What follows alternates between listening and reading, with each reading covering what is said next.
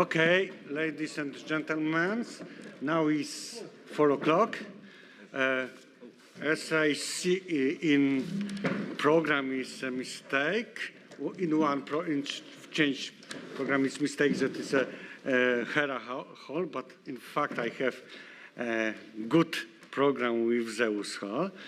First, I want to thank you to presidents of Hellenic Commission, first woman, Dr.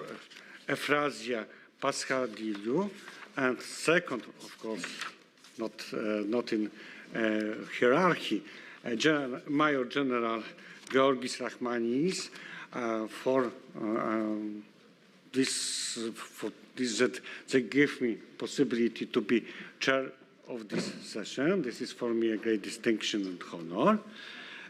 Next, to start our session, and only to remember 20 minutes for presentation.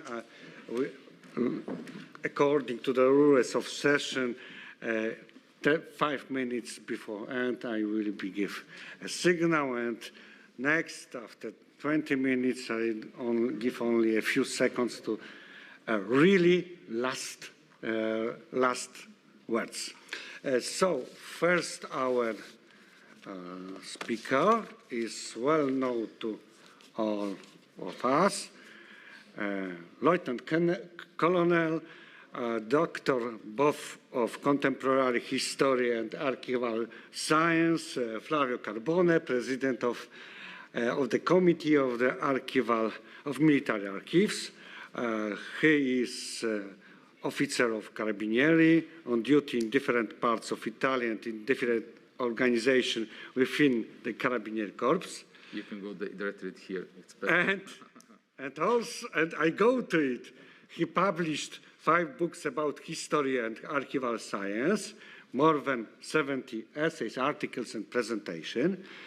His specialization is first, I think, history of Carabinieri and archival science, but today's papers is about Carabinieri and Mission Carabinieri in operation in Crete. Yes, right? And historical time also, of course. Please. Thank you.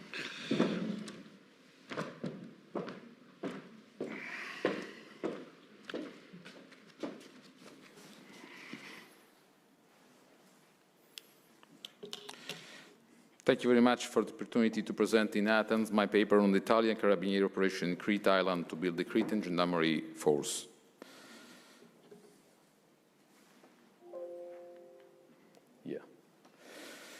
A French officer wrote the best words on the Italian Carabinieri role during quite 10 years of peacekeeping operation in Crete. L'œuvre entreprise par un modeste capitaine secondé par 6 officiers sous le mont, sur un territoire un peu plus aussi étendu que celui de la Corse, où nous avons un lieutenant-colonel, 2 chefs d'escadron et 11 commandants d'arrondissement, m'a paru au début en entreprise bien téméraire. Ma conviction était que jamais les Italiens n'arriveraient à discipliner et à faire d'anciens insurgés des gendarmes. Grâce à leur persévérance, aux qualités militaires et à l'intelligente activité qu'ils ont déployée en cette occurrence, ils sont arrivés, en fort peu de temps, à d'excellents résultats. Who is the speaker? The speaker is a captain of the French Gendarmerie, Gustave Bichelatour, an expert in domain. He wrote an article speaking about the job done by the Italian Carabinieri on the island of Crete. Again, the same author continues later. Néanmoins, ils eurent le grand mérite d'accomplir leur devoir dans des conditions particulièrement difficiles. Mal logés, mal nourris, faisant leur service par des chemins presque impraticables. Ils surent surmonter toutes les difficultés et arriver rapidement à des excellents résultats. Il leur a fallu en outre montrer beaucoup de tact et de fermeté pour résister, jusqu'à ce jour, aux impiétements des autorités civiles qui, ignorant les attributions exactes de la gendarmerie et le leur à l'égard de cette arme, croyant pouvoir la commander et la diriger à leur gré et fantaisie. In his article dated 1903, the French gendarmerie officer gave the perfect feeling of the mission and the results that Carabinieri achieved. Between the 19th and 20th century, the Ottoman Empire collapsed little by little. Specifically, the situation in Crete was very complex because of the fights between the ethnic groups, the local Cretans, and the Ottoman authorities and military forces. In 1897, the main powers of the time intervened on Crete Island to stop the skirmish between the Cretan insurgents supported by Greek forces and the Ottoman units. European powers, Britain, France, Italy, Germany, the Austro-Hungarian Empire, and Russia, imposed a truce. The Council of Admirals had the provisional authority on Crete, leaving out the Ottomans. This action led to the birth of an autonomous state under the formal sovereignty of the Ottoman Empire. With the massacre of 6 September 1898, caused by Ottoman Cretans towards Greek, Islanders, and British forces, the vice-consul, his family, and 14 soldiers died. All of the Ottoman forces were forced to leave. So at the end of the year, the Admirals' Council ended its duty, and the Prince George of Greece started the new mandate as High Commissioner. So, which was the role of the Italian Carabinieri in international peacekeeping operation? When the European powers stopped the insurrection through the naval bombardment, the blockade of the main cities and disembarkation of sailors and marines from the naval units, an international gendarmerie had been established under 4 European powers: Britain, France, Italy, and Russia, who controlled the 4 different parts of the island. The provisional presence of the international gendarmerie created different problems in recruiting and training local personnel. So a new decision of the Admirals' Council led to the building of a unique Cretan gendarmerie under the guidance of the Italian Carabinieri.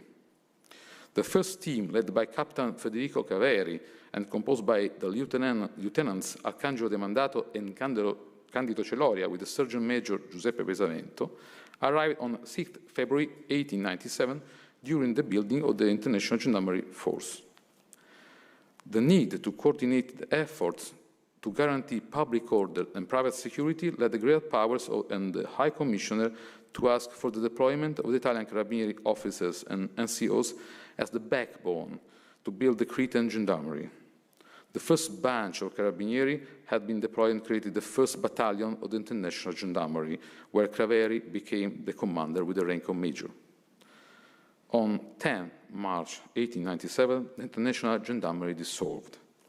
The great powers of the time acknowledged the failure of the intentions due to the hostility and corruption encountered together with the lack of unity in the command and the instruction given. Nonetheless, Admiral Canevaro, the chairman of the Admiral Council, asked for and obtained from the Italian Ministry of War to keep the Carabinieri officers, under his command. Police functions continued to be nominally carried out by the Ottoman force, but the service was performed effectively by the sailors landed by the Carabinieri Reali and the 18 Montenegrins gendarmerie personnel arrived on the island in February. According to what other European countries decide, the Italian Army General Staff sent a contingent of about 1,550 men, army unit, authorizing the departure of other 30 Carabinieri who arrived on the island in April 1897 to be allocated to Candia and to Ira-Pietra.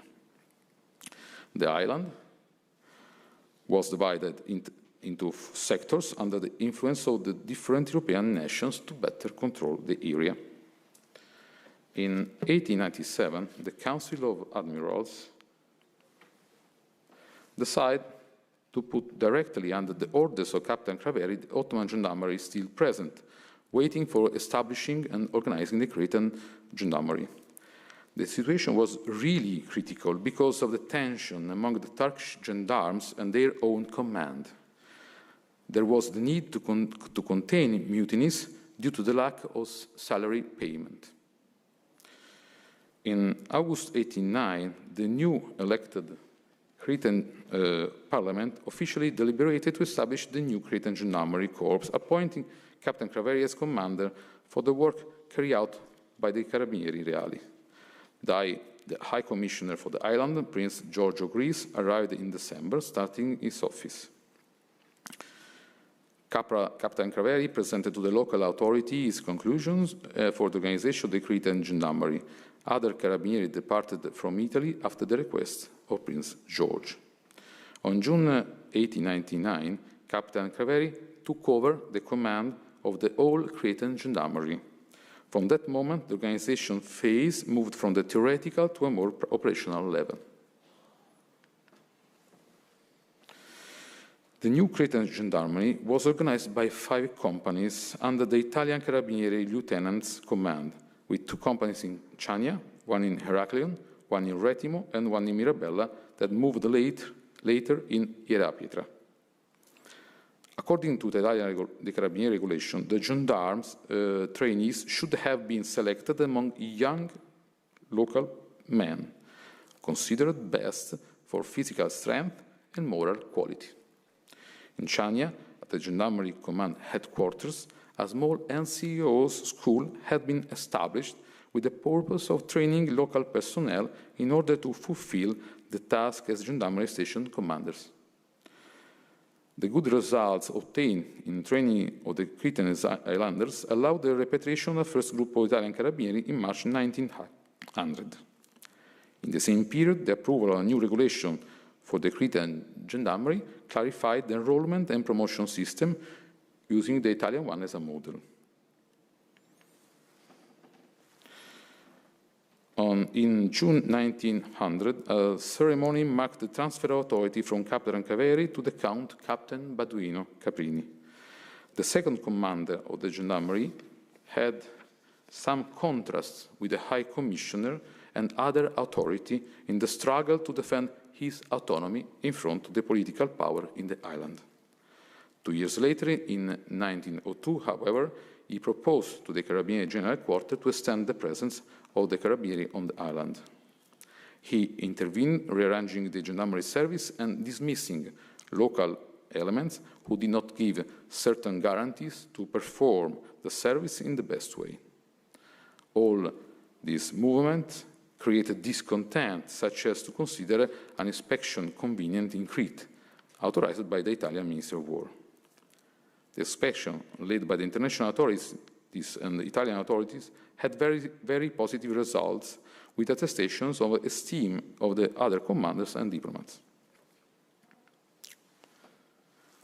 Because of his authoritarian ways, after 1902, Caprini had some differences with Prince George, who complained of not being held by him due account as head of the Gendarmerie. Caprini himself wrote to Italy to have some difficulties in interpersonal relationships. In defense of the officer, it must be said that he had taken charge of his role with a deep sense of duty in an attempt to form an efficient high-level gendarmerie according to the Italian models. Those misunderstandings and conflicts pushed Caprini to ask for his repatriation. The real problem arose from the new climate created.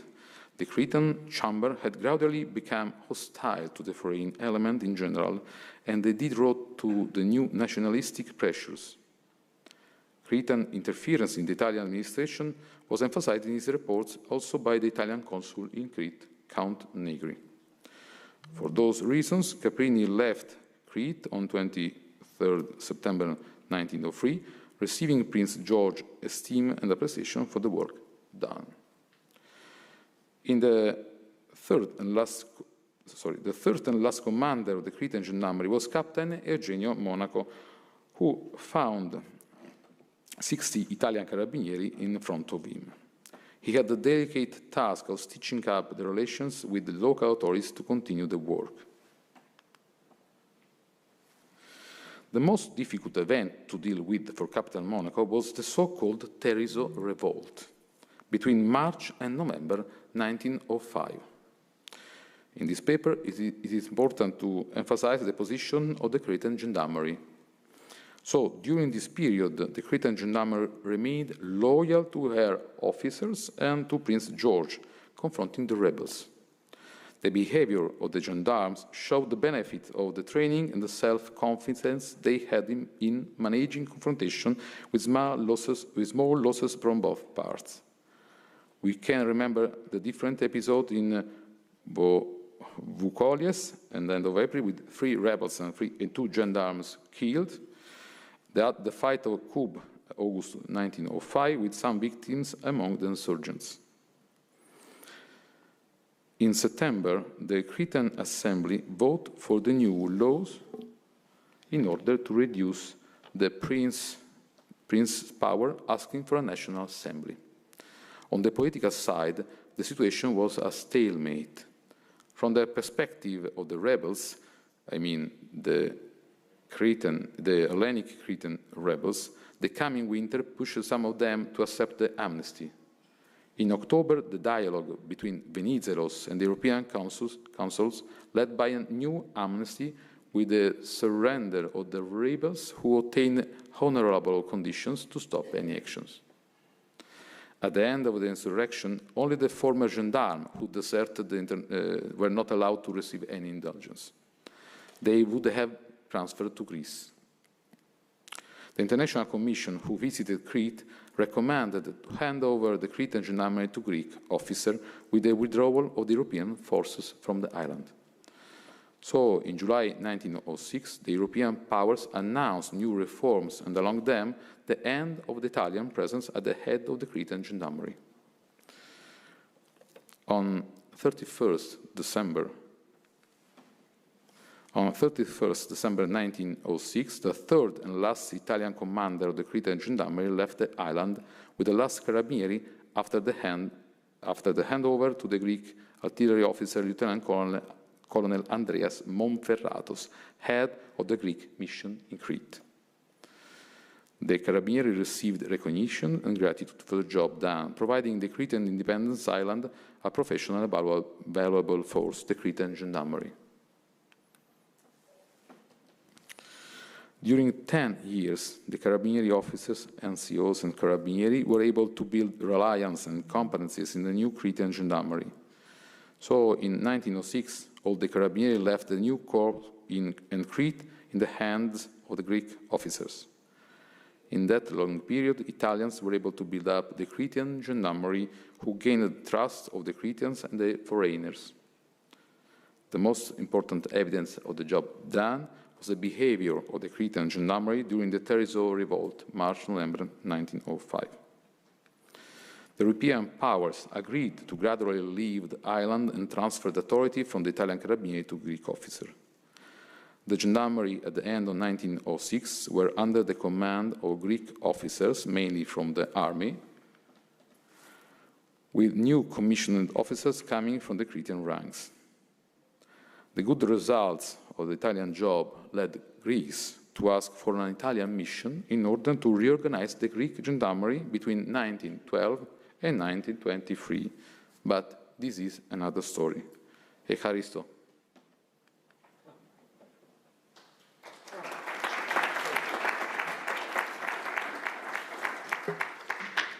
Thank you, Flavio Carbone, for a very interesting paper about the little-known police action to stabilize the situation in a region, in a special region that gained independence.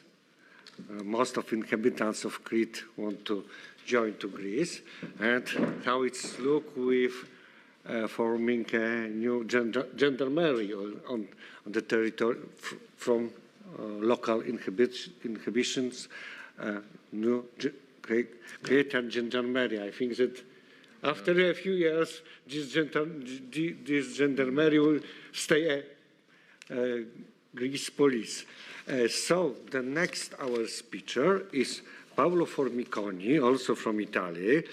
He has degrees in contemporary history, archival science, paleography, and diplomatic science. He is teaching assistant in contemporary history and military history at the University Louis of Roma. He is also reserve officer of Italian Army, member of Italian Society of Military History, and consultant of the Italian Army's historical branch and defense historical branch from 2007. He published 2 books, one La quinta sponda, una storia dell'occupazione italiana della Croazia, and second, Missione in Siberia, I soldati italiani in Russia, in English now, from 1915 to 1921. And can I ask you, Paolo, about your paper concerning the Italian campaign of 1814-1815, Imperial Fall on National Down?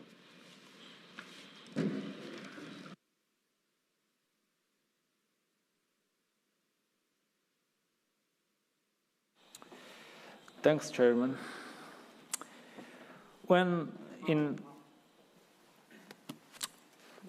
Thanks. Thanks a lot.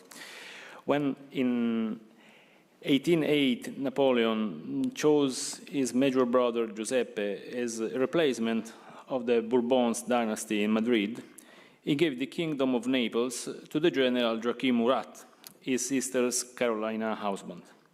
However, Murat aspired to the kingdom of Poland or Spain, and, as well as his wife, was convinced to have been not enough thanked for his services.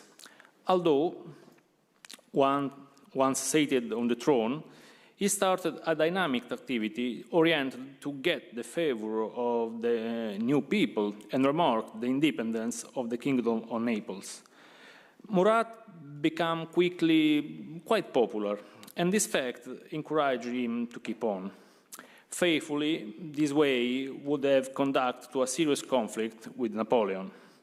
He knew Murat pretty well and identified him with a good soldier, but ambitious and inconstant.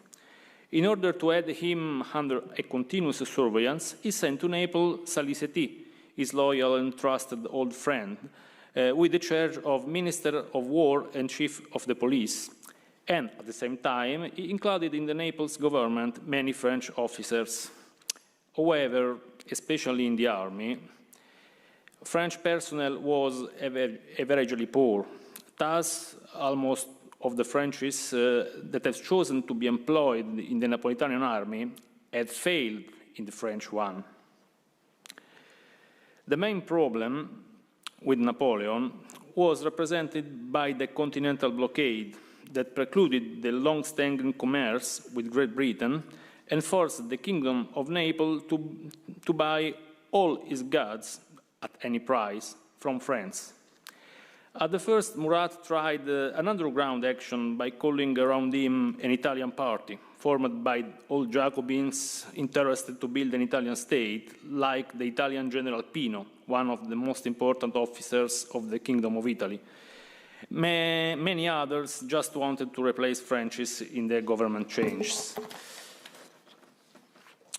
The Emperor, Napoleon, informed day by day of the continuing violations of the blockade, wrote to Murat, "I remind you that you are king only on my will and for the general profit of the empire." Napoleon was really furious, but in a subsequent meeting decided to accept the apologies of Murat about his behavior.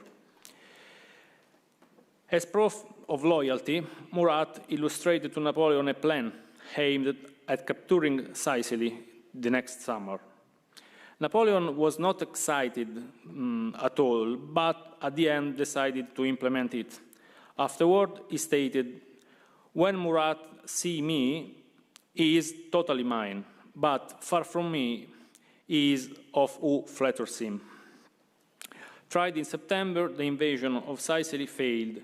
Murat blamed the French officers for sabotaging the campaign and issued a law to force all French officers of the kingdom to naturalize themselves as Naples citizens. It was just too much. Napoleon forced him to immediately cancel the law and considered to transform Naples in a part of the empire.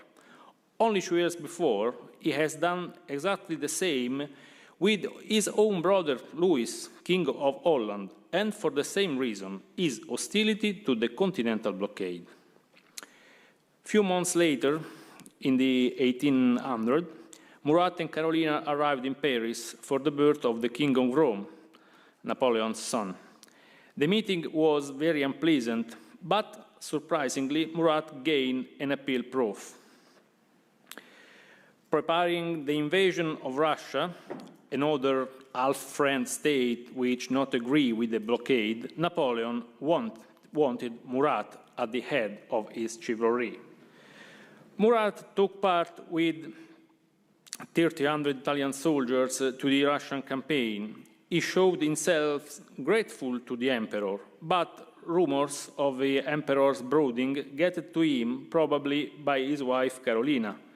He was against his husband's politics, but was also really scared by his powerful brother's intention to abolish the Kingdom of Naples.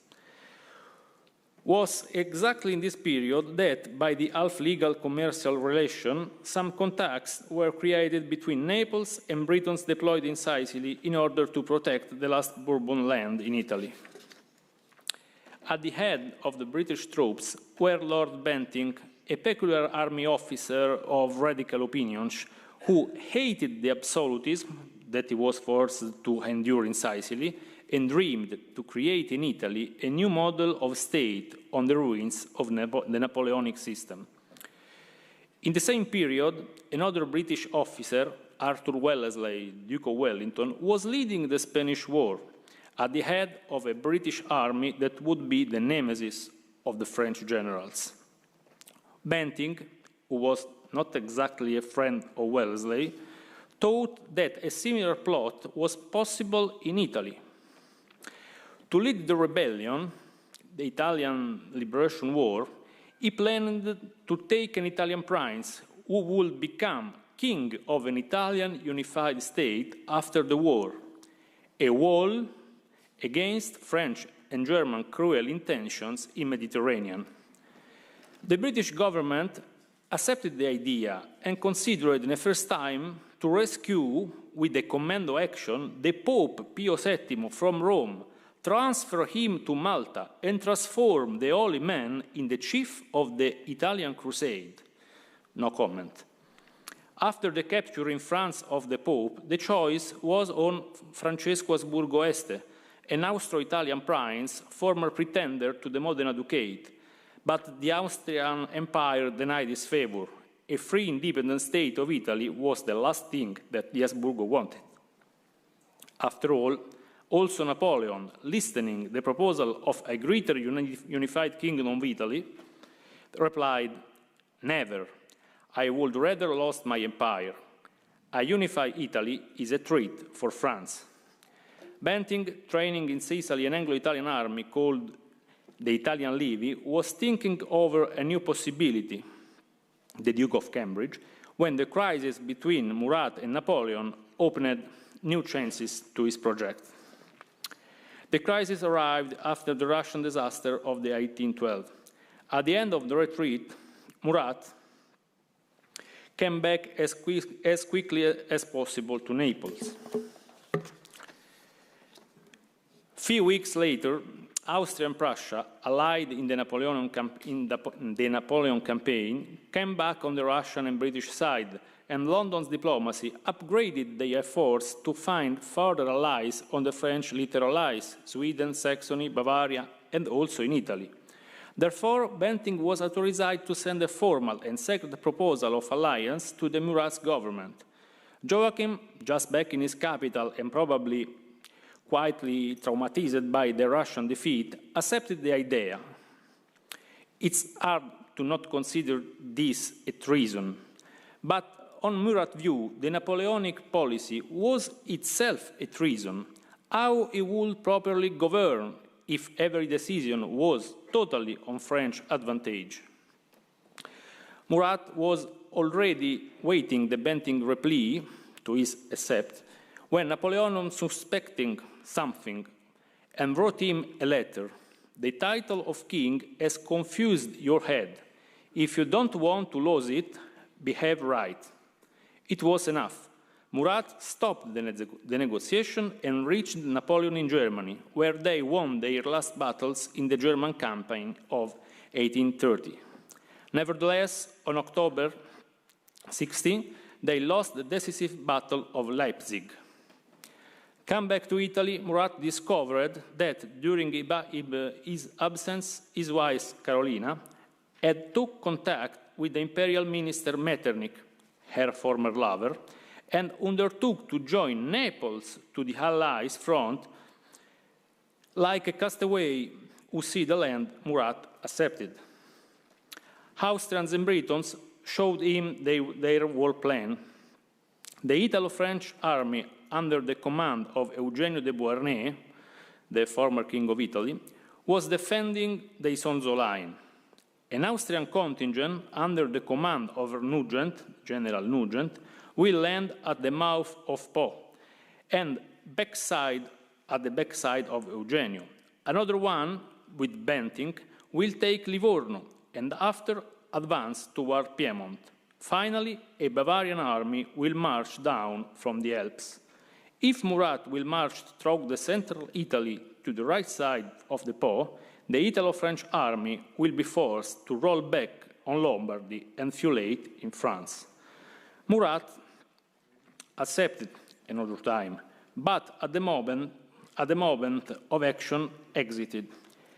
On November, his army was in Bologna, but didn't start the operation against the Italo-French army. Why?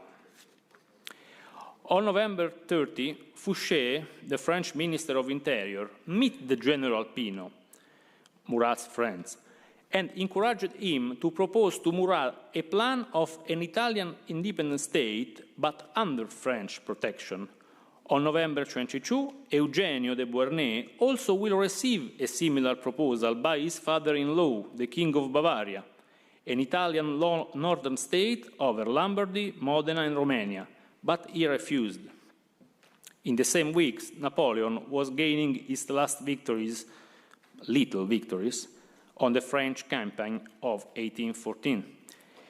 If his alliance is only a sort of non-intervention against us, it would be better to have him as a declared enemy, said the Austrian commander. A couple of days later, on November 15, General Nugent landed near Ravenna and issued a proclamation about independent king of Italy. The French-Italian troops in front of him weren't contrasting him strongly. Their commander was the General Pino. On December 10, also British attempted to keep Livorno, but they failed. On February 14, 4 days later, Murat finally opened the hostilities by conquering Ancona and marching against Eugenio.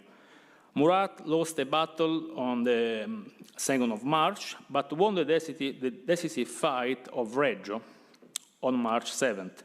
During the campaign was wounded his only good general, Filangieri. Murat replaced him with the general Giuseppe Lecchi, notorious criminal, but brother of Fanny Lecchi, farmer Murat lover. Wrong choice. On March 9, Bentinck landed a second time in Tuscany and quickly marched on Geneva. Attacked by three sides, Eugenio was forced to sign the Mantua Convention and, some days later, abandoned Italy for his Bavarian exile. Napoleon left his throne on the 6th of April and left France for his exile on the Elba Island. For a moment, Murat was the winner, but some clouds were gathering in his horizon. In the Dijon Congress, on the 3rd of April, Metternich and British Foreign Minister Castlereagh agreed to put an end to the Italian politics pursued until that point. Murat's hesitation during the campaign gave many ammunition to those who were planning the Bourbon return to Naples. their cousin in France and Spain, and the British Conservative Party. They planned for the autumn 1815 an invasion of Naples with French, Spanish, Italian, and British troops under the command of the Duke of Wellington. Metternich understood that it would be better if Austrians themselves fixed the Murat affair as soon as possible. Bentinck, the strongest allied of Murat, was discharged by his government and dislocated in India. Despite his acceptance of the Lorena dynasty return in Tuscany, Murat was not invited to the Wien Congress, where his fate had to be fixed. He sent to Wien a memoir historique to explain his behavior during the previous campaign, but without success. By now, he made only mistakes. First, he didn't rescue Ancona, strongly required by the Pope, liberated by Napoleon exactly on revenge against his traitor former general. Second, he had a dangerous correspondence with own Napoleon, clearly indicating the planning of a new war. At last, Murat didn't emanate a democratic constitution, but relied on his contacts with the Italian secret societies with the goal of a free state under the Po River. At the same time, Murat called under the arms 40,000 Italians. He had lost half of his veterans in Spain and Russia, and another 5 regiments were destroyed in Germany. Without expert officials and the necessary issues, his new army resulted oversized and poorly trained. When Napoleon landed in southern France, February 5, Murat has already decided to join him another time, but he badly chose the timing. On March 21, with 18,000 men, he invaded the central Italy, occupied Florence and Bologna, and went forward to the Po River, where his inexpert army well rolled back.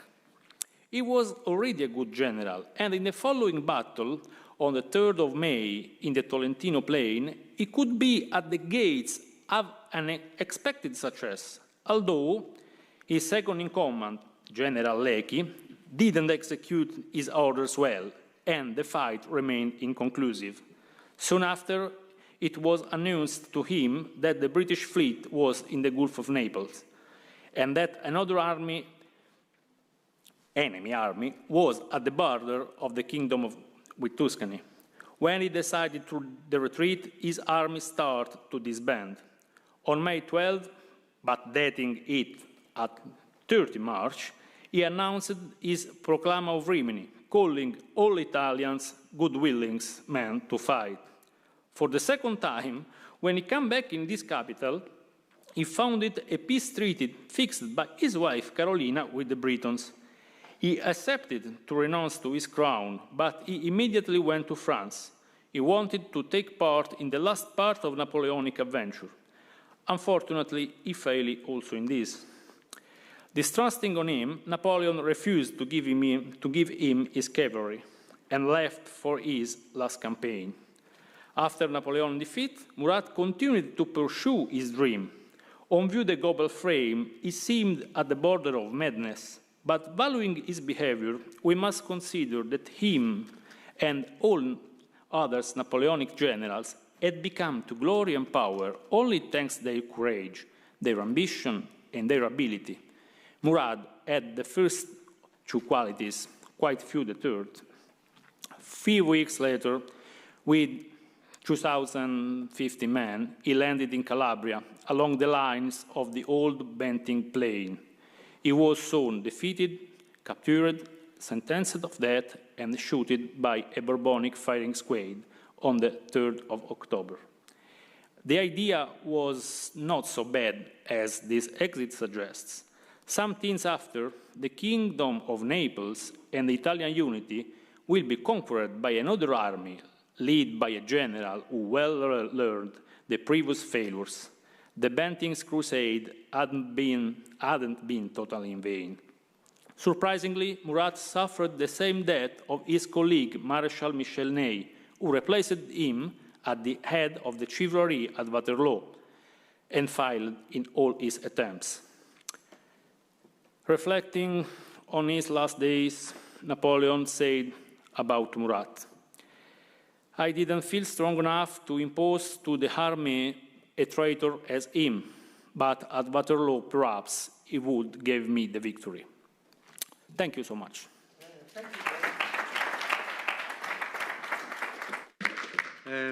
Thank you, Paolo Formigioni, for a very interesting paper about last months of the Kingdom of Italy during Napoleonic times. For me, completely unknown, I must say, and also for the keep the time. And the third, our speaker is Colonel José Romero Serrano, Colonel Spanish Army. He served in Spanish Army from 1976 for 20 years as an officer in military units in Pyrenees and also in the Balkans. He was a staff officer of Spanish Army also 20 years to 2016, where Colonel Romero was posted at the Instituto de Historia y Cultura Militar in Madrid, and now he still works in this place. Colonel Romero is the author of a few very interesting for me works. For example, he wrote Enciclopedia dell'Arte della Guerra and Evolution of the Spanish Army, and 3 other books. He's also editor of very interesting books about Spanish relations, Spanish contacts with other countries. For me, private, it's a very interesting book published by Colonel Romero 2 years ago about Poland in the Spanish history military. Thank you for it, and this for your speech about XII, the first Spanish post in North Africa. I don't know where it's XII. Thank you, Mr. Chairman. Good afternoon, ladies and gentlemen, and thank you particularly to the Hellenic Commission. And I have to say that when I first saw the logo of this Congress, it came immediately to my mind this beautiful map from the 6th century before Christ, but a carteo of Milet. So it's a disc shape, O-shape Mappa Mundi, world map here, and where you see the position, the place of Mileto in the center of the map with the 3 continents, Libya, Africa, Asia, and Europe. Most of our conversations here and presentations have been dealing with the eastern part of the Mediterranean. But for this briefing, I am moving to the west, here, to XII. My presentation, honestly, deals with 3 main aspects: geography, diplomacy, and military power. And I will, develop these concepts across the presentation. And the title is there, XII, the first Spanish post in Northern Africa, and particularly in the light of the independence of the modern Morocco. This is the main topic. At some point, and I advance you one of the conclusions, XII could have remained as a Spanish sovereign place in Northern Africa, but we go first is first, and we go step by step. I will give you some maps in order to keep you entertained here, and because, the map A map in itself, it has the same value as a military thinking treaty because it provides you a lot of information.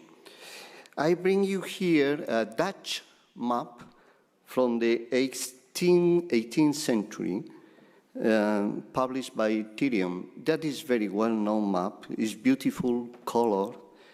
And as I told you, we are moving from the Levant to the Kingdom of the West. The Kingdom of the West was known as Morocco in the Maghreb.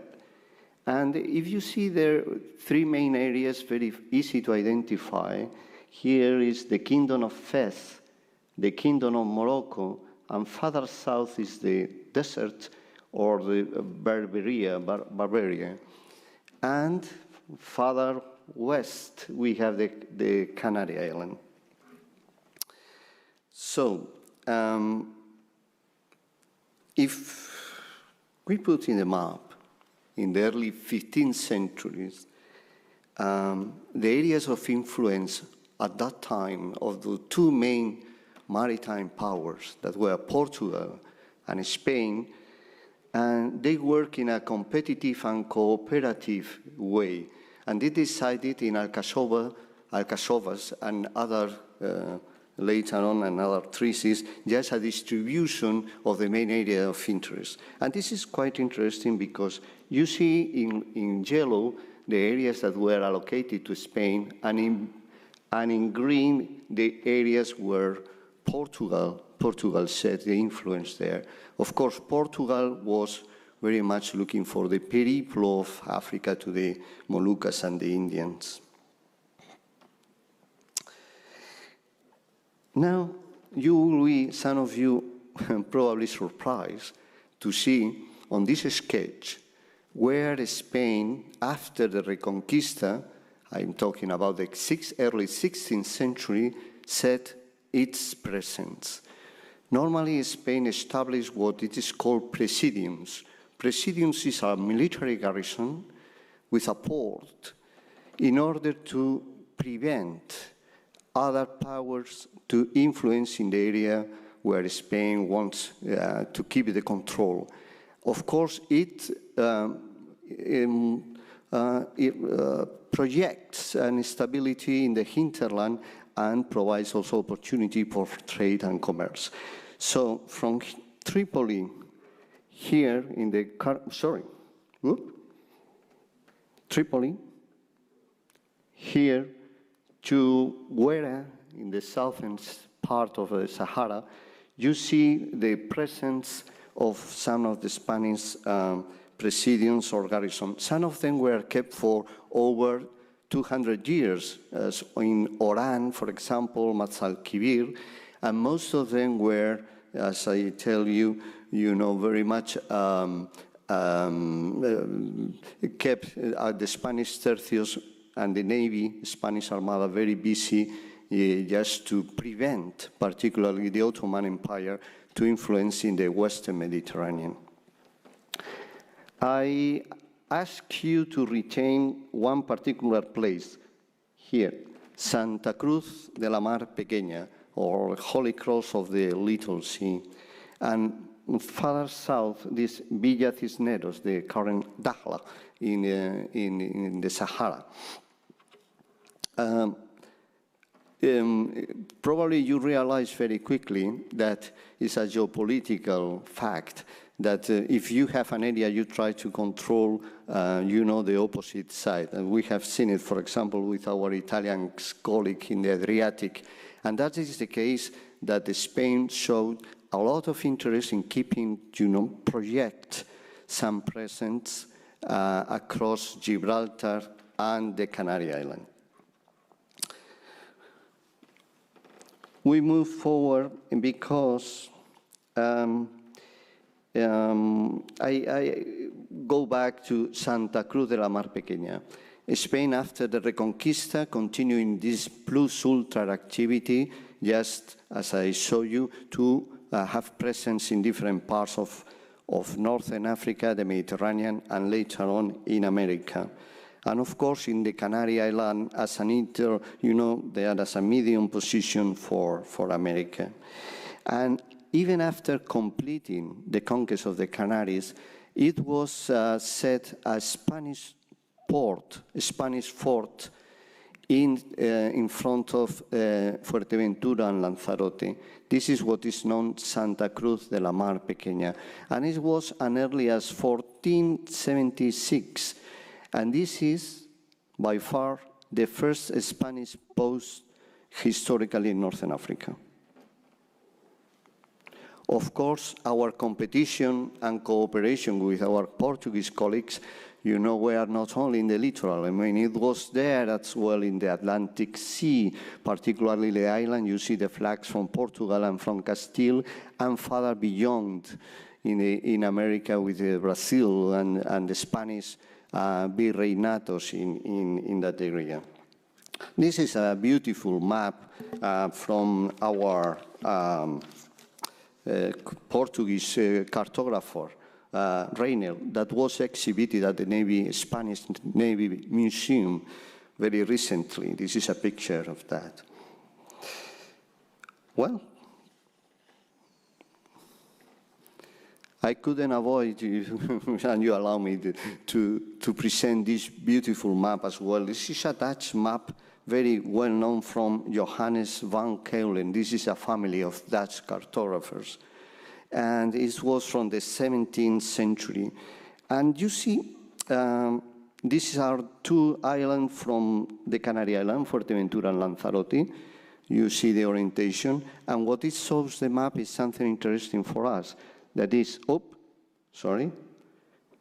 Cape Verde here in the north and Cape Bojador in the south.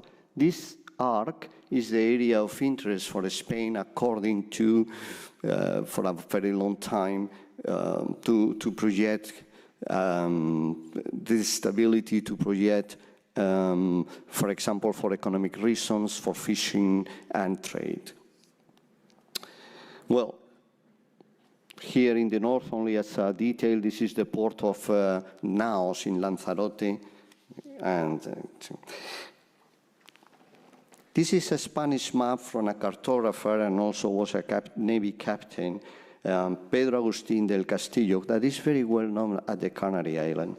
So you see there a small reference to Mar Pequeña and the place of Anguilla, because Santa Cruz was lost before the mid of the 15th century to the Saadi dynasty of the Moroccans that conquered the place.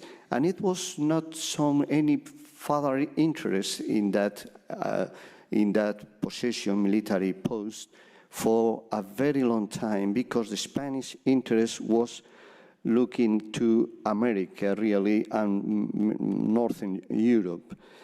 So, but in the maps, it was, as you see there, located the position very often by, references of travelers and so on, because the mystery here is that position, Santa Cruz, has not scientifically been agreed, the location. Even there are strong reasons to believe that it's in Puerto Cansado, as we will see now.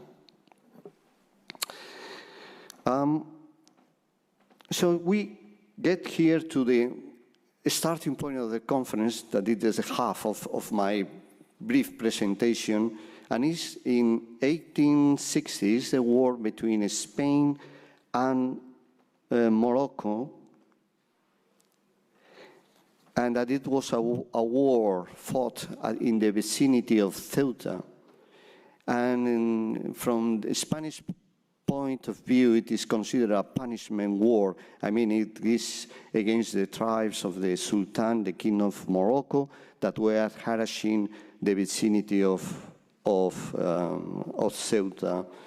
And as a result of this campaign, that mobilized over 30,000 soldiers under the direct command of the president of the government, Leopoldo O'Donnell, it was achieved an agreement between the Kingdom of Morocco and the Kingdom of Spain through the Watras Treaty in order for the Sultan or the King to deliver, to grant to the place known as Santa Cruz de la Mar Pequeña in perpetuity and full sovereignty, a place there for the fishery. So this was agreed in the Article 8 of this peace treaty, the Watras peace treaty. But the funny thing, if you allow me, is that there was no agreed position nor the extension of this place. And that is the reason why it was also agreed to constitute mixed commissions between Morocco and Spain in order to decide scientifically where this location was in order to implement the Watras Treaty. So then it began a fascinating time in the late 19th century, sending these mixed commissions and getting reports from cartographers in order to decide this right, exact, accurate position of Santa Cruz de la Mar Pequeña. And finally, the report provided by the Navy Captain Fernández Duro prevailed to place this position in Wad Ifni or Ifni, because it was a former fort there, and they did the measures and references. Nevertheless, the Moroccan Commission was very much thinking that the place should stay south that way.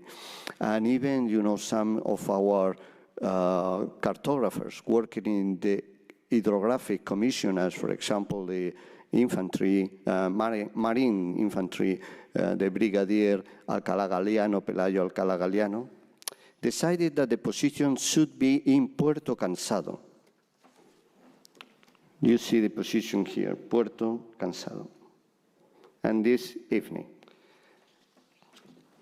But eventually, the Morocco accepted the city Ifni to be the place for the location and to allow there the settling of the Spanish post. Then it came the time of the Berlin Conference in 1885, and the Scramble of Africa, as we know that period, at least in the Anglo-Saxon bibliography. And if you remember, at that particular time, Captain Bonelli has occupied Villa Cisneros, Tacla, and it went to the conference with the position to allow Spain to occupy the Sahara. And then came 15 years of negotiations with France, particularly with the Kingdom of Morocco in 1910, with the British, the Algeciras Convention, and in order to define, the limits of the territory there, the distribution of Africa.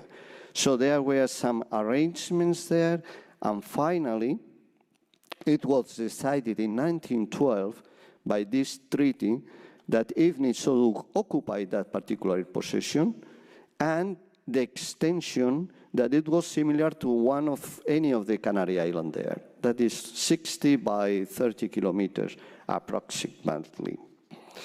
So then this is a time of competition and cooperation now with France. Here we have the different distribution. In green, the French protectorate. Then in a very clear color, like pale color, the Cabo Juby and the northern protectorate of Spain, the colony, as it was considered later on, of the Spanish Sahara, and Ifni with a special status of sovereign state.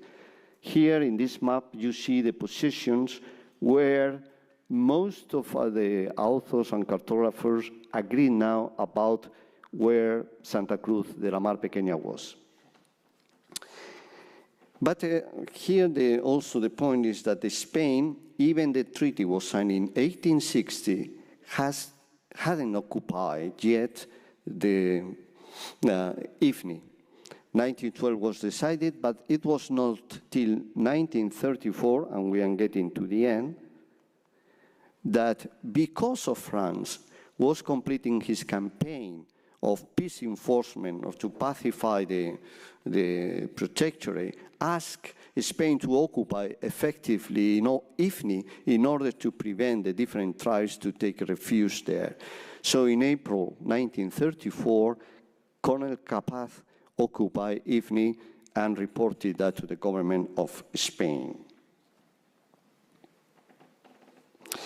And you see here the cartographers, they're very quickly drawn the size and the limits of this town, this post. And independence of Morocco, you know, came after Second World War, 1956, during the Cold War. And as soon as Morocco, the modern Morocco, got independence, there was a double campaign in XII and the former Sahara. XII was fought by Spanish forces alone in a defensive manner, whereas in the western Sahara, Spanish Sahara, it was a cooperation between France and Spain in order to fight against the forces, the Liberation Army, so-called Liberation Army forces. So we come to an end. This is my final slide. So this war between Spain and Morocco, it was a 3-month campaign and ended in the agreement of Sintra.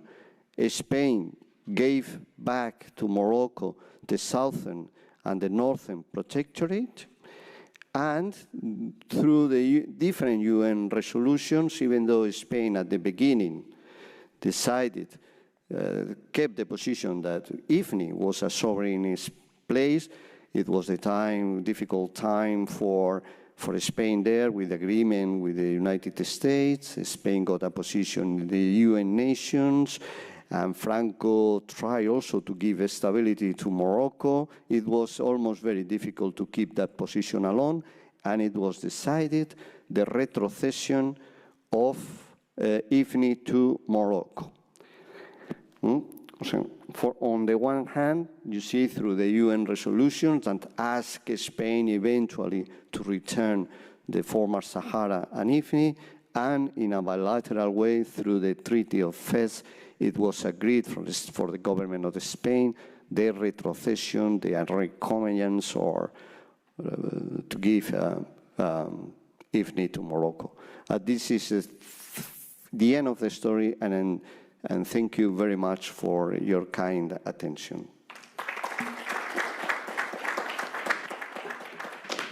Thank you, Colonel José Romero, for an interesting presentation, also with very interesting cartograph sources, the history of, I think, new Morocco resorts, as I see in the touristic catalogue.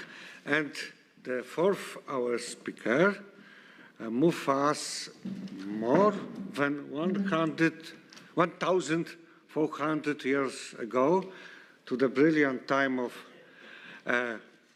Byzantium Empire, to the time of new Roman Empire under the Emperor Justinian, and of course to the time of Procopius of Caesarea. Dr. Joseph Fréchet is an archaeologist specialization. From archaeology, he has bachelor and magister degrees, and he is absolvent on George Washington University and University of Maryland College Park. He is the senior historian of the U.S. Air Force Medical Service, and he spent 20 years working in various capacities in the U.S. Army Historical Program, but in the end returned to the early modern time in European, to the barbarian time. Please. Thank you very much for your kind introduction, and thank you all for indulging my orphan paper in ancient history. The evidence that we have for the life and career of the 6th century historian Procopius depends mainly upon his own works. To these, we may add some later testimonia which confuse as much as they illuminate certain issues. His text tells us that he was a native of Caesarea in Palestine, and that he was well qualified as an advisor to the general Belisarius to relate the history of the Emperor Justinian's wars. It is generally assumed on the basis of his obvious education and later references to him as either a dikegoros or a rhetor that he was a trained jurist and that he served as Belisarius's assessor or legal advisor. It may, however, be worth recalling that certain 19th century scholars doubted this conclusion. More recently, there have been some attempts at revision suggesting in one case that Procopius might have been a military engineer.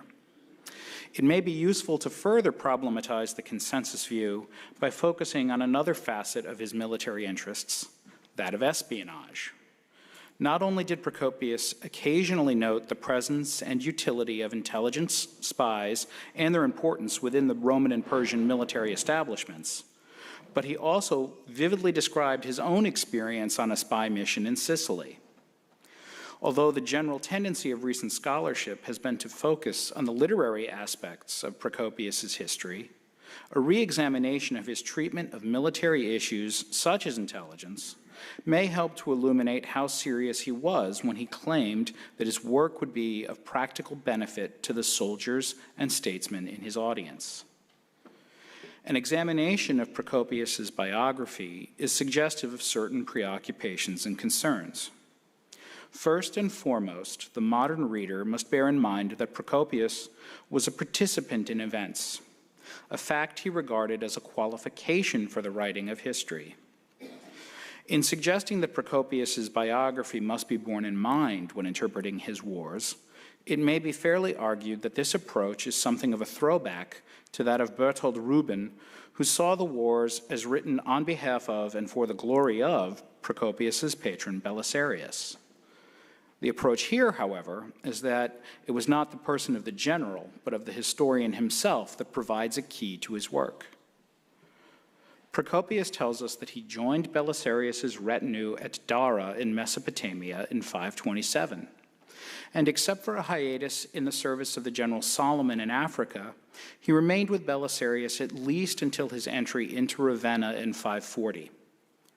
While serving in the West, he occasionally appears as a specific actor in his history, receiving and noting particular omens of success against the Vandals in 533-4, engaging in a bit of espionage, to which we shall return, organizing supplies for the forces besieged in Rome in 538, and advising Belisarius on an effective system of tactical trumpet signals. He was resident at Constantinople by the outbreak of the Great Plague in the spring of 542, and thereafter presumably devoted himself to not only writing his history, but also his notorious invective, The Secret History, and his panegyric on Justinian's building programs, which we know as the Buildings. Despite occasionally noting an intention to compose an ecclesiastical history, Procopius does not appear to have ever produced such a work. If Procopius truly was Belisarius's assessor, he would presumably have ranked among the spectabiles comites primi ordinis. And Ernst Stein suggested that the vacant illustrate may have served as a bien mince imperial reward for his service with Belisarius. In a late 7th century chronicle, John of Nikiu referred to Procopius as a patrician and a prefect. Although the chronicles of Malalas and Theophanes attest of Procopius as the urban prefect of Constantinople in 562-3, John's testimony is late and somewhat confused, and the identification with the historian remains inconclusive. Such, in brief, is what may be said with some degree of confidence. To this, we may add more or less speculative theories concerning Procopius's background, education, and interests. Procopius's outlook, as expressed in his works, is thoroughly conservative and aristocratic, while his mastery of classical literature and rhetorical ability has occasioned differing conclusions regarding his level of education. The preponderance of opinion in the traditional view is that he must have received a reasonably sophisticated education in the liberales artes. Likewise, Procopius's fluency with the canon of classical history is unsurprising. While history was not one of the formal exercises within the rhetorical training of the progymnasmata, such exercises included a great deal of historical material touching on archaic and classical Greece, which was to be memorized and imitated. For over a century, scholars have noted that Procopius's affinity for Thucydides appears to be shared by his contemporaries, the rhetors of Gaza, and it's possible that Procopius received some part of his education there. The essential point of this position is encapsulated by Jakob Auri's comment that, with respect to language and worldview, Procopius should be counted among the Gazans. Auri and Geoffrey Greatrex have gone so far as to suggest that Procopius not only studied at Gaza, but that he was the son of a certain Stephanus, who was the proconsul of Palestina Prima in 536. This conclusion is conjectural and has met with varying degrees of favor. I would only note that Rubin was certainly correct that such a connection would fit with the traditional understanding of Procopius's social class and education. There certainly was a fair degree of intellectual contact between Caesarea and Gaza, but the issue must ultimately remain an aporia, particularly since the School of Gaza did not have a monopoly on the study of Thucydides. Recently, in an important revisionist study, Maria Coromali has suggested a more conservative view of Procopius's education and literary talents.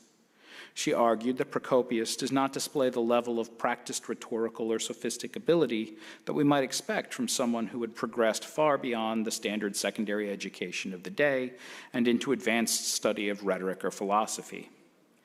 Rather than a writer of great ability at sophistic declamation or epidactic rhetorical displays, Coromali saw the work of a man of a more prosaic and technical mind.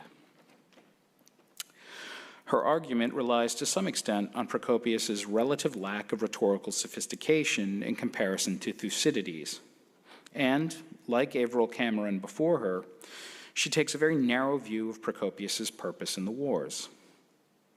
I would suggest that the very fact that such an argument can be made at all is telling.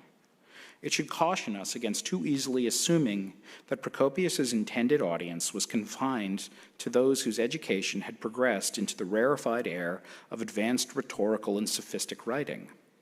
And this has implications regarding his intent. That all said, we should also take care not to overanalyze these points. The plain fact of the matter is that Procopius was educated enough to compose the most substantial extant history in Greek since that of Cassius Dio, as well as an invective and panegyric, and to lace them with references to classical literature. Whether these came at first or second hand, as Cameron suggests, the ability to draw these elements together in a coherent fashion is indicative of a degree of literary skill and analytical thought that should not be readily dismissed. When we turn to the related issue of Procopius's professional interests, we also encounter a point of debate. The current general consensus is that Procopius was indeed a lawyer. However, Coromali has noted that his text does not display an interest in or knowledge of legal issues beyond what might be expected of any civil servant, and that we should be cautious about assuming that he had received an advanced legal or rhetorical education. Although this conclusion is based in part on an argument from silence, it is a further indication that the assumption that Procopius was a jurist or rhetorician is somewhat tenuous. James Howard Johnston, inspired by Coromali's work, has made much of the fact that despite the archaizing features of Procopius's prose, his syntax is actually rather simple, suggesting that he was perhaps not so well-trained a rhetorician or lawyer as is often supposed. In his estimation, late authors made an inferential leap when they applied the title rhetor, noting that Procopius's references to legal issues are few and not terribly sophisticated.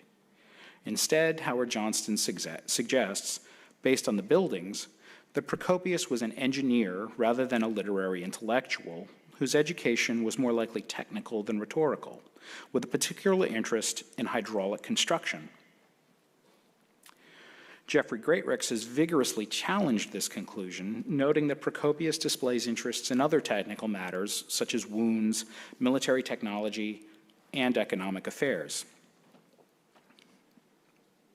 Howard Johnston, however, deserves credit for reinvigorating an old discussion.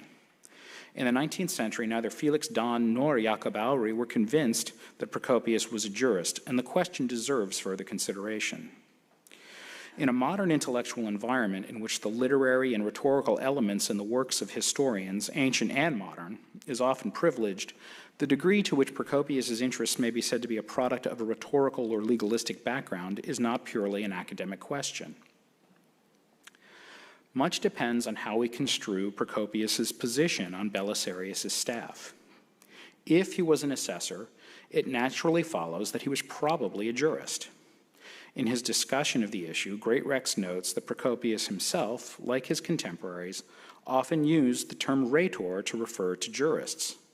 But we should note that he never applied the term to himself, and that in contemporary usage, it was indiscriminately applied to nearly all the historians and chroniclers of the period.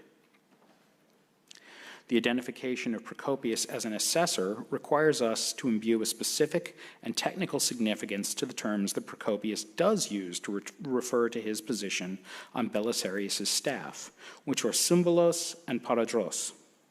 An examination of these terms in the handful of other instances in which they occur does not lend itself to any neat conclusions, but we may note some suggestive points. Although the term symbolos is often equated with assessor, Procopius used it elsewhere without any technical specificity other than to denote individuals serving in advisory capacities, two of which occur in entirely non-Roman contexts. The Armenian strategos Basicius was a symbolos to his king Arsaces. Likewise, Stephanus of Edessa noted that he had been a symbolos to the Persian king Kavad I. The only instance that occurs in a Roman context is a vague statement put into the mouth of the officer Gregorios in an address to his cousin Artabanes that Belisarius had come to Africa with many symboloi. Not only is such a statement not dispositive, we should note that its occasion is an exhortation to liberate Africa from the rebel Gontharis in 546, and thereby surpass the glory of Belisarius, whose victory over the Vandals had been assisted by a formidable force. The symboloi referenced here were supposedly a strong aid to Belisarius's campaign. It's difficult to believe that Procopius meant his readers to believe they were just mere jurists, without recalling the old joke about white-collar FBI agents telling felons to surrender because they were surrounded by lawyers and accountants. The usage of the other classicizing historians of the period is no more specific. Procopius's use of the term paradros is a bit more suggestive, but hardly conclusive. In the majority of cases, he clarified his use of the term to indicate that he was referring to individuals serving as quaestores palatii to the Roman and Ostrogothic courts. Clearly, there is a legal connotation here, but it's unclear how universal such usage might be when, as in his own case, he does not add the specific clarification quaestor. In one instance, referring to members of the imperial court, Procopius simply meant the various learned advisors that typically surround sovereigns. In the one non-autobiographical instance in which he used the term to describe a member of a general's retinue, he noted that Hermogenes, who had served as paradros to the general Vitalian, assisted Belisarius in organizing the defense of Dara in 530. We might also note that neither term has any legal connotation in Procopius's thematic and stylistic models, Herodotus and Thucydides. Even if we accept that paradros generally denotes an assessor and therefore a jurist, in Procopius's specific case, it could easily fall well short of comprehending the true scope of an individual's activities and interests. The example of Hermogenes is a case in point, since he also served extensively as an envoy to the Persian court and as magister officiorum. In the case of Procopius himself, it was in part his wide-ranging interests and activities that caused Howard Johnston to question the notion of Procopius as simply a jurist. After noting that Procopius described himself dealing with personnel, intelligence, and operations in his service with Belisarius, Howard Johnston then dismissed the notion of Procopius as a staff officer rather than an engineer, since he viewed such a combination of functions as appropriate only to a chief of staff, which Procopius certainly was not. This entails an implicit and anachronistic assumption that the late Roman army must have organized its staff system along the lines of that developed in 19th century Europe, with specialized discrete elements for the various functions of military staffs. Justinian himself did note in his institutes that those who completed a legal education would be able to perform whatever official duties might be entrusted to them. However, to sum up Procopius's position in Belisarius's retinue as a jurist runs the risk of conjuring up an equally anachronistic picture of a modern judge advocate or provost. I would suggest a simpler proposition. If we must have a modern analogy for his function, it seems to me that Procopius was precisely what he presents himself to be, a soldier or adjutant on Belisarius's staff. This has the virtue of making sense of the passage noted above, in which Gregorios suggested that Symboloi were of real value to generals on campaign, and as Hermogenes was in the defense of Dara.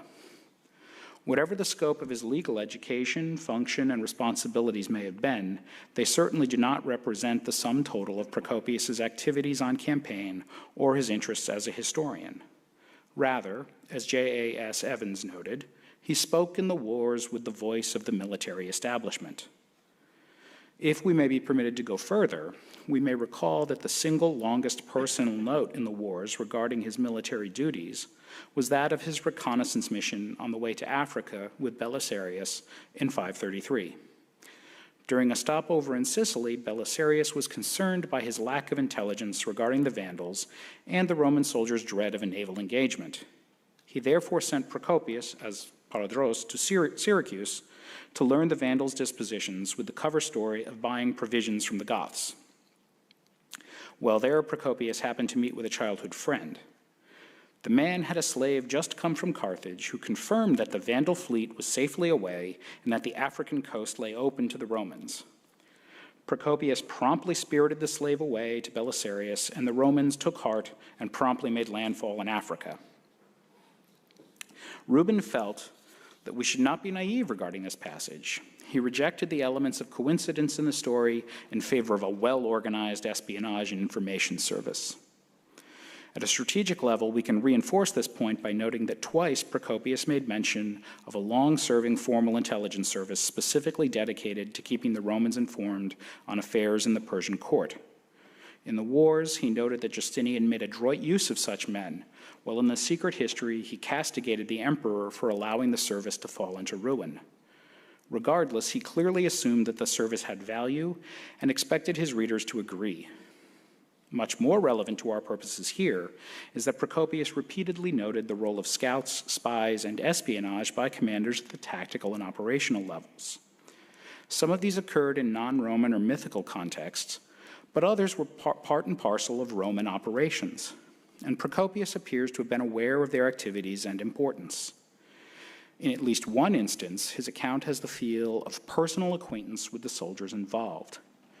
His account of the narrow escape of a scouting party led by the guardsman Diogenes from the Vandals in 533 is dramatic and detailed, including notes about Diogenes' wounds and how they healed.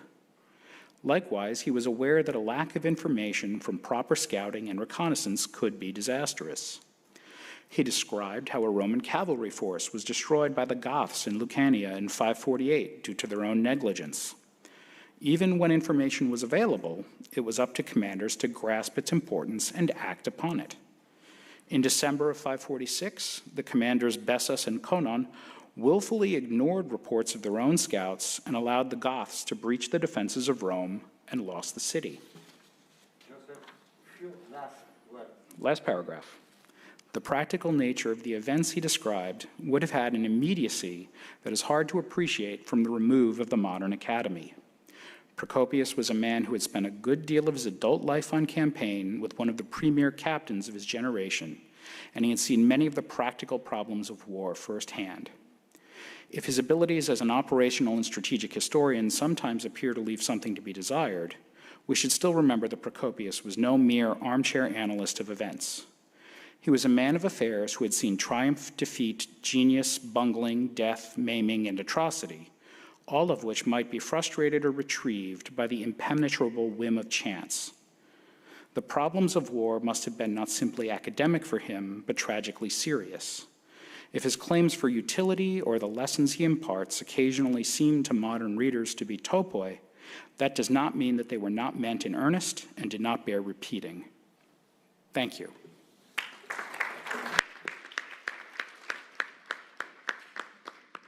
Thank you, Joseph, for a very interesting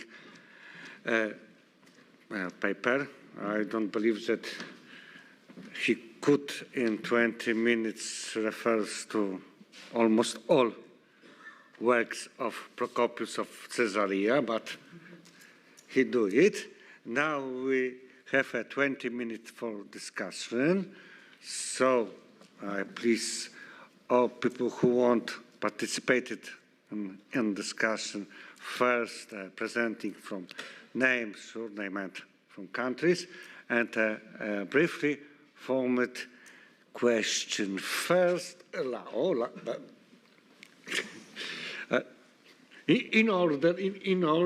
when the people give. Yeah, thank you very much. Erwin Schmiedl from Vienna, Austria. It's a question to Flavio Carbone. Many thanks for this presentation on the Carabinieri on Crete. You briefly mentioned the gendarmes brought in from Montenegro. And I would appreciate if you could comment a little bit on their role in the establishment of a new gendarmerie force for Crete. Thank you. Have somebody also question to Flavio Carbone? If not, please, Flavio.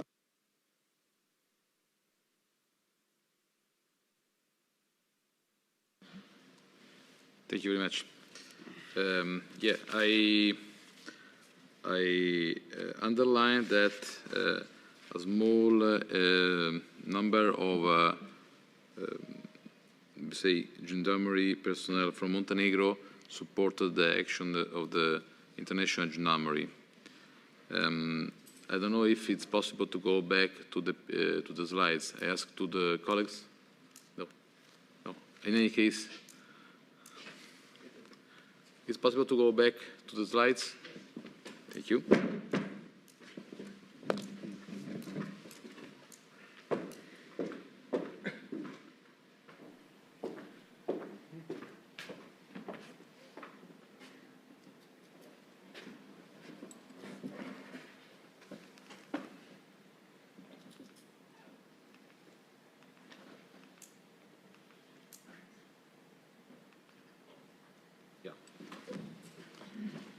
In this slide, you can see two of the most prominent Montenegrin personnel who has been deployed in Crete.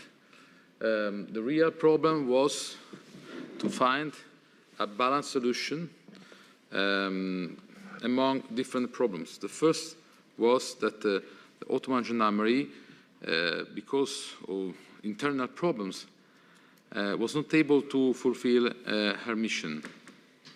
So the Montenegrin presence was something that was in the middle between the foreign forces and the Ottoman gendarmerie. But then other problems arrived because it was not, I would say, a common understanding of how to deal with the gendarmerie. We can say that, for instance, you see here is a second commander of the Cretan Gendarmerie is Captain Caprini. Sorry, no, this is Captain Caprini. This is another one. I will show you in a while.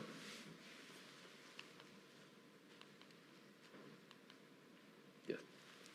When he officially asked Carabinieri General Headquarters to be moved from Crete, it was the Italian authorities recognized his capacity, and then he was moved to the mission in Montenegro, supporting under the command of Lieutenant General Emilio De Giorgi, who was responsible for the Italian side to train the Macedonian gendarmerie.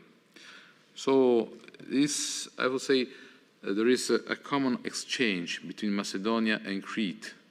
Somehow, the capacity of the Italian police forces, and specifically I'm speaking regarding Carabinieri, had been recognized.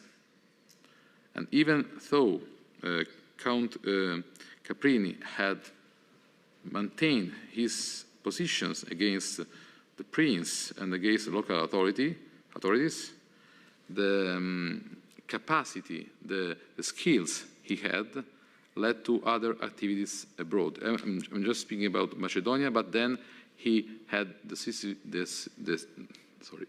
very important role, excuse me, even in Constantinople after the First World War. Thank you very much.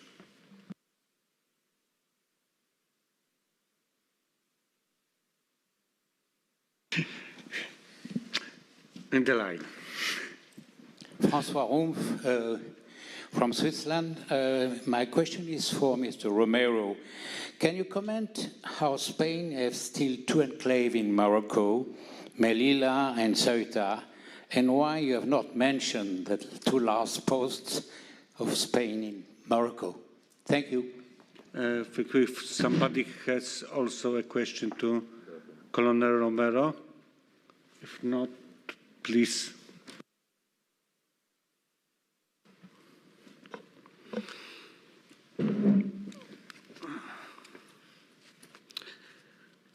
Well, thank you very much for the question. First of all, I didn't extend at all in the two sovereign places from Spain in Northern Africa because my topic specifically has been IFNI.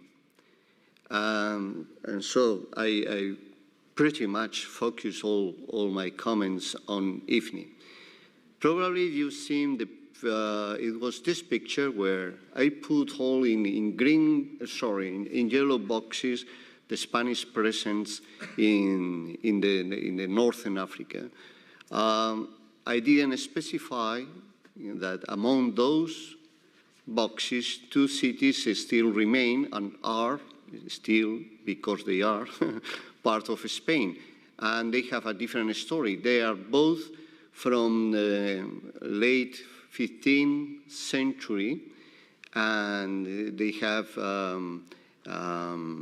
as I tell you, a different story. Melilla was acquired by Spain directly, whereas Ceuta was, in a different manner, obtained from Portugal, and later on in 1580, after the defeat of Alcázar-Quibir, in Morocco. But basically, I will be very brief in my question.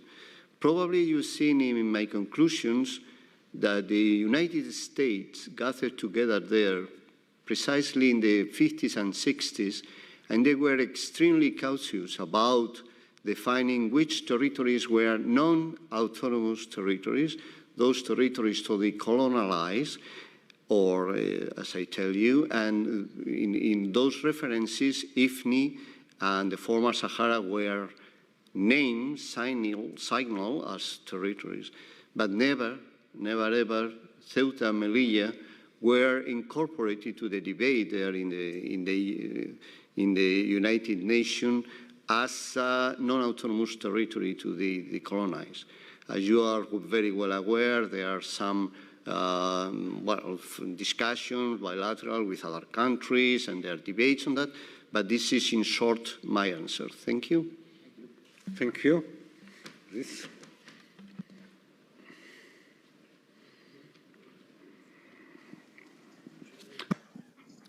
Thank you.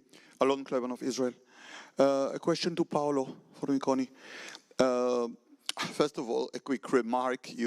During the course of things, of course, you mentioned Napoleon's heavy defeat in the Völkerschlacht, Bataille des Nations, Leipzig, but only a few days earlier, already in northern Italy, there was a lot of unrest and already incursions of cavalry there, and during which one of them, in the village of Roncole, Giuseppe Verdi was born. So important figure of later Italian history and culture. But you call your lecture, your very interesting paper, The Italian Campaign of 1814-15, Imperial Fall or National Dawn. Do you think, or do you reach the conclusion that Murat's conduct and the Kingdom of Naples, which this artificial miniature kingdom, one of Napoleon's creations in Napoleonic Europe, do you think it plays a role in Italian Risorgimento? We heard in a wonderful paper about the Germans in North America, the idea, the thesis that it is a precursor of German nationalism. Would you believe, do you think that this indeed is a part of or affects later Italian nationalism? Thank you. So thank you. I couldn't get the question on the same.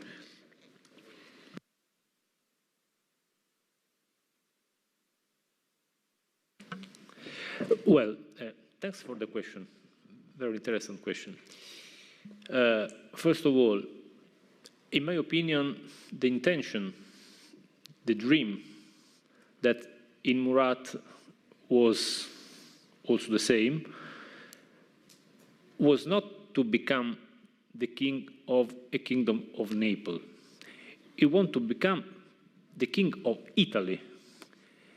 If not all Italy, but sure, the Italy on the south side of the Po. He many and many times reclaimed the Tuscany, the Papal States, Corfu, because on his view, Naples and all Naples hasn't the strongness to resist in a Europe restaurate, in the Europe post-Restaurazione, we claim in Italy. And perhaps he wasn't in wrong. But in second, if we study the Risorgimento, we can recognize some plans, some battles, some operations that are curiously the same that many people planned during the Napoleonic War, in England or in France. The Murat adventure was, on my opinion, or my idea, the first attempt, the first time of a confrontation that finished not exactly in the 1816, probably in the 1918. And Murat has a role in the unification of Italy because his failment trained the others, the following others, that the unification of Italy was impossible without a strong ally outside the country, a democratic constitution that gained the approval of the liberal elites, and an economic context. Murat understands only the last part, the economic context. It's strange because he was a general, but in his papers, in his communication, the economic factor was always the first. The reason of his discomfort, of his break with Napoleon was the economy on first. Strangely, it doesn't understand the first and the second reason, and he failed and lost. Like always, life and kingdom. Oh, thank you. There is another question. Oh, please.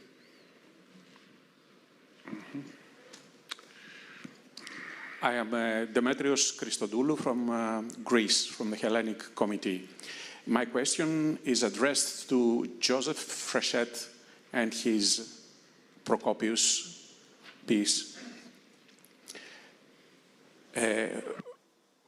From the title of your presentation, plus the content, you seem to present Procopius as an honest and sincere man who addressed various aspects of life in late Roman or early Byzantium and put his experiences, his thoughts, his beliefs into paper. However, the great problem with Procopius is that after writing down the many books on wars, he wrote the secret history. Among the people who wrote his biography, you mentioned Stein, Cameron, and G.H. Evans, but you haven't mentioned Anthony Kaldelis, the American historian who, taking into account the theories of Leo Strauss, says in the latest biography of Procopius of Caesarea that Procopius who wrote the wars and Procopius who wrote the secret history is the same man. However, since he wrote the official histories, his texts are full of allusions, of criticism against Justinian and the establishment that only a few select people could understand.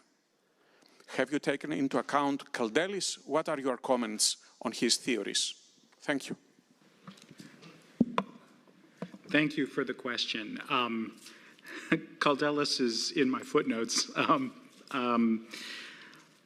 My feelings about Kaldelis's theory is that he may be correct, but that to sum up Procopius's history of the wars only as an exercise in esoteric literature, I think is insufficient. That would mean that Procopius's audience, that his intended audience, is narrowly circumscribed to only a very select group that could truly understand his classical allusions, and that I think he intended a broader audience, and that he meant his history to be useful for them as well, and that for the most part, in his wars,